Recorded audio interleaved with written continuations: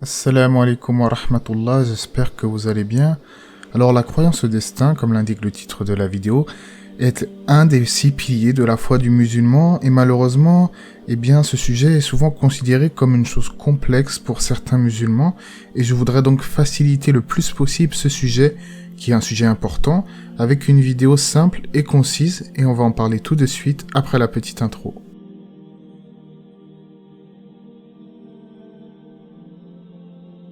Tout d'abord, je tiens à rappeler que notre compréhension, elle reste limitée en ce qui concerne les choses de l'au-delà, les choses qui relèvent du divin, et il y a des choses certes qui nous dépassent. Tout simplement parce que notre science est limitée, et il y a des choses qui relèvent de l'omniscience et de la sagesse de l'être parfait qui est notre créateur. Des choses que nos petits cerveaux n'arrivent pas à concevoir, n'arrivent pas à assimiler. Nous sommes des êtres faibles, et nous n'avons pas énormément de science en réalité, comme je l'ai dit. Néanmoins, il est possible d'expliquer simplement les choses qui ne sont pas si compliquées en réalité, et donc on va en parler en ce qui concerne le destin. Le destin al-Qadar, qui est, comme je l'ai dit, un des 6 piliers de la foi, se définit déjà en l'acceptation. On doit accepter son destin, qu'il soit bon ou mauvais, et on dit que tout se réalise sous la volonté d'Allah. Toute chose qui arrive ici-bas, évidemment, est fait en raison de la volonté d'Allah. Il n'y a aucun doute là-dessus. Et parmi sa volonté, il a créé le libre arbitre pour le serviteur, de telle sorte que dans nos vies, nous avons le choix entre le bien et le mal. On a tout à fait le libre arbitre de nos choix ici-bas, tout en acceptant le fait que l'on reste sous la volonté d'Allah.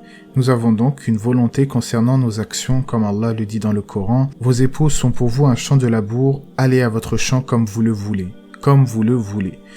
Allah nous explique donc que le serviteur a une volonté et dans les rapports intimes qu'il a avec son épouse, il peut vouloir quelque chose. Il a une volonté qui lui est propre. En effet, si nous étions contraints dans l'absolu, sans aucun libre arbitre, eh bien certaines personnes, au jour de la résurrection, pourraient se demander comment se fait-il qu'ils vont au paradis ou en enfer alors qu'ils ont été contraints dans l'absolu. Ils considéreront que cela n'est pas juste.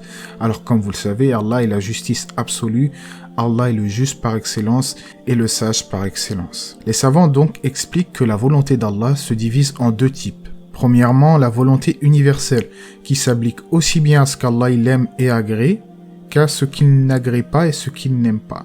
Par exemple, un serviteur commet un grand péché, il commet du shirk par exemple. Eh bien, Allah n'aime pas cela, c'est évident. Tout le monde sait que si quelqu'un fait du shirk ou un péché, Allah n'aime pas cela. Pour autant, il l'a décrété au préalable, il a décrété que le serviteur va utiliser son libre arbitre pour effectuer ce mal. Deuxièmement, la volonté religieuse, qui concerne cette fois-ci uniquement ce qu'Allah il aime et agrée. C'est ce qu'il veut pour les êtres humains. Ce type de volonté n'est pas forcément inévitable, car sinon toute l'humanité serait sur l'islam, puisqu'Allah il veut par définition que les gens suivent la bonne voie et la guider.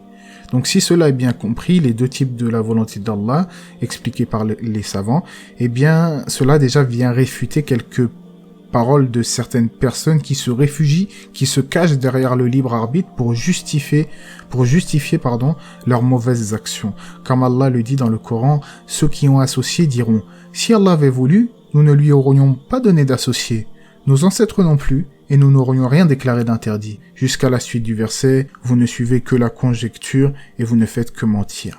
D'ailleurs, à ce titre, lorsque le prophète sallallahu alayhi wa sallam informa ses compagnons de la place au paradis et de la place en enfer qui est déjà décrétée, eh bien certains ont dit « Est-ce que nous nous en remettons à ceci, au point de délaisser les bonnes œuvres ?» Et il répondit dans le sens « Non, œuvrez, car chacun sera facilité pour ce qui lui a été décrété. » Donc pour résumer, nous avons tous un libre arbitre de choisir entre le bien et le mal dans nos vies, tout en ayant pour conviction que nous restons évidemment sous la volonté d'Allah, que nous avons d'ailleurs détaillé précédemment. Allah a créé donc toutes choses, les ténèbres, la lumière, le bien et le mal, afin d'éprouver ses serviteurs. Par contre, on n'attribue en aucun cas le mal à Allah. En effet, le prophète sallallahu alayhi wa sallam a dit « Et le mal ne s'attribue pas à toi », comme dans le sens du hadith. Le destin qu'Allah décrète ne comporte pas de mal en soi, car il découle d'une sagesse et d'une miséricorde. Seulement, le mal existe dans la conséquence de ces décrets Et Allah a décrété, comme vous le savez, le libre arbitre pour ses serviteurs, et certains choisissent le mal, certains penchent vers le mal. Eh bien, c'est pour cela qu'on dit que la personne qui va choisir de par son libre arbitre ce mal-là, il ne s'en prendra qu'à lui-même. Ça sera de sa faute. Il aura suivi les pas du diable, il aura fait la mauvaise chose. Quant à celui qui va vers le bien, eh bien celui-là, il remerciera Allah de l'avoir facilité à faire ce bien. Il se peut également qu'en apparence, une personne considère qu'une chose dans sa vie est mauvaise, alors que c'est un bien pour lui, surtout s'il patiente dans les épreuves et qu'il remercie dans les anses. Comme dans le sens du hadith, lorsqu'il arrive un bien et que le croyant remercie, c'est un bien pour lui. Lorsqu'il lui arrive un mal et qu'il patiente, alors c'est un bien pour lui. Donc voilà, j'espère que ça a été clair et cela réfute aussi la parole de certaines personnes qui disent, par exemple, je sais pas moi, les médicaments, ça sert à rien, nous c'est Allah. Non, il faut faire les causes. Allah, il nous a mis des causes à notre disposition, causes à effet. Allah, il met certes l'effet dans les causes, c'est par la volonté d'Allah qu'on guérit. Donc voilà, j'essaie de faire le plus simple possible, le plus court possible. J'espère que cela, en tout cas, vous aura été profitable. N'hésitez pas évidemment à lire les livres des savants à ce sujet pour plus de précision. Et n'hésitez pas également à vous abonner si vous êtes nouveau sur la chaîne, à aimer la vidéo. Et Allah c'est mieux, et que la paix et les bénédictions d'Allah soient sur le prophète, sa famille et ses compagnons.